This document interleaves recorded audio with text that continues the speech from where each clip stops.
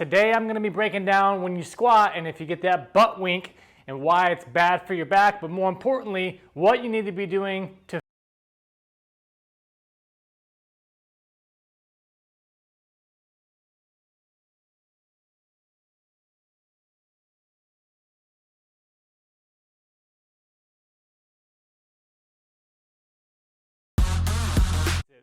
What's up guys, it's Kevin Andres, owner of K Squared Fitness, and today we're going to show you all of our tips, tricks, and secrets to improve your performance. Let's dive straight into it. So what I'm talking about is when you're doing back squats, I really don't want to do this, but I'm going to just give you an example because you'll know exactly what I'm talking about. Whenever your back rounds,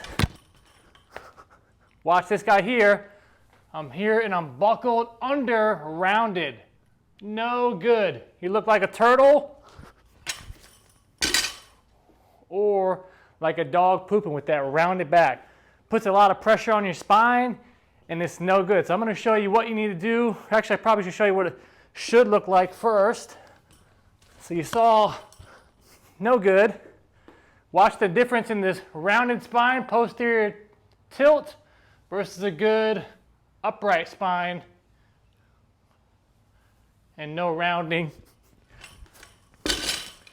of the back. So if you have that butt wink, here's what you need to do to correct it. Let me grab my foam roller. You often hear that it's because you have tight hamstrings and your hamstrings are pulling your back under.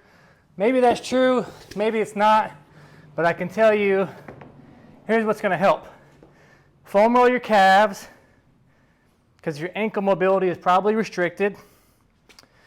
Release the calves, stack a foot over. Spend about 60 seconds or 2 minutes doing that. We'll put a full description into how to do a back squat properly so that we can break down the mechanics of that, screwing in your feet and all that stuff. But for the butt wink, foam roll, and then I want you to practice getting your foot and your heel as close as possible to the wall, and then getting something to where you can really, versus getting here and not having a lot of tension, grabbing on and then pulling yourself here to get a bigger stretch.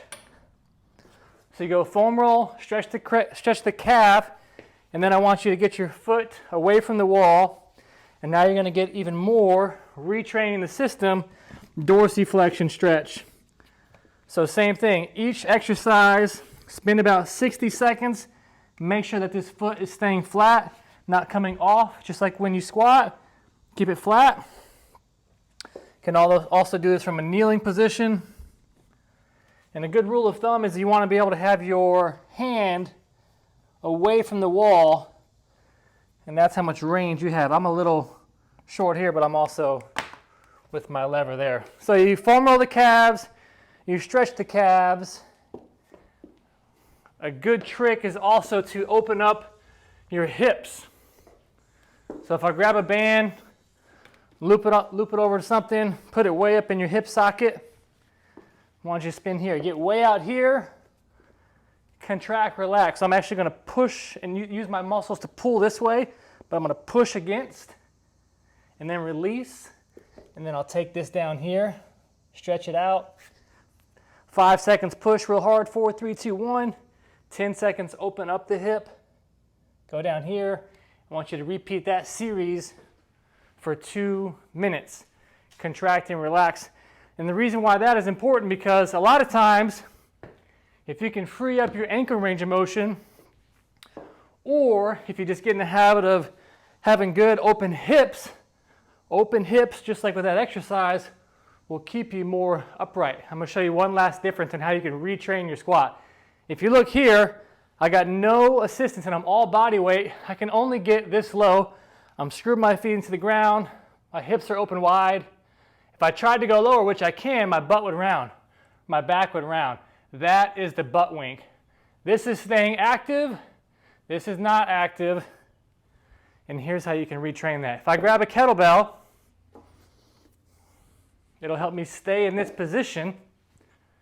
Hold it out in front. Screw your feet into the floor. Now I can get deeper into the squat with a good upright torso as opposed to being here. Again, the difference is I'm being active in my glutes, driving my knees out, but what allows me to get that low is freeing up the ankle range of motion. That's how to correct your butt wink. If you like this video, you like the tutorial, and want to learn more about other tips and tricks of how you can increase your performance, be sure to click that subscribe button, and we'll see you on the next one.